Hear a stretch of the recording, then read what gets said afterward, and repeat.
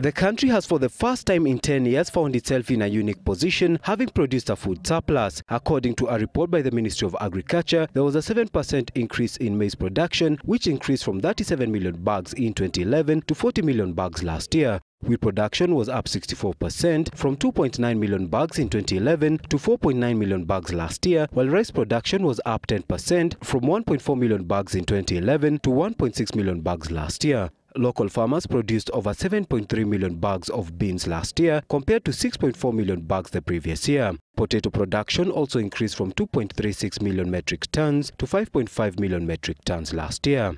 This situation is a result of the very major programs we have put in place, especially seed and fertilizer subsidy. Since 2009, we have been spending between 9 and 12 billion shillings to subsidize farmers.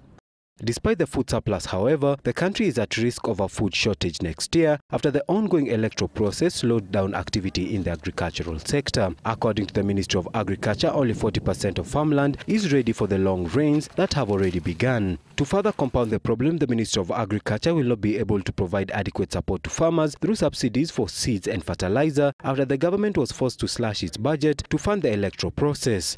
The requirement for money for various national needs, elections, school programs and others have depleted the resources from the Treasury.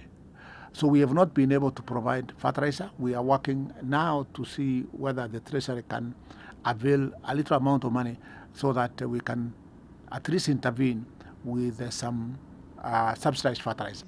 The Ministry of Agriculture has, however, asked the Kenya Seed Company to withhold the planned increment in the cost of seeds until next year to enable farmers purchase affordable seeds for the current planting season. The ministry has also been working with the Ministry of Finance to ensure additional funding, with Treasury already promising to provide between 1 and 2.7 billion shillings to subsidize fertilizer and seeds. The availability of the funds will, however, depend on whether or not the country will go into a fresh round of presidential elections, a factor that could see the country spend over 6 billion shillings to conduct the polls. For Citizen Business, I'm Henry Githaiga.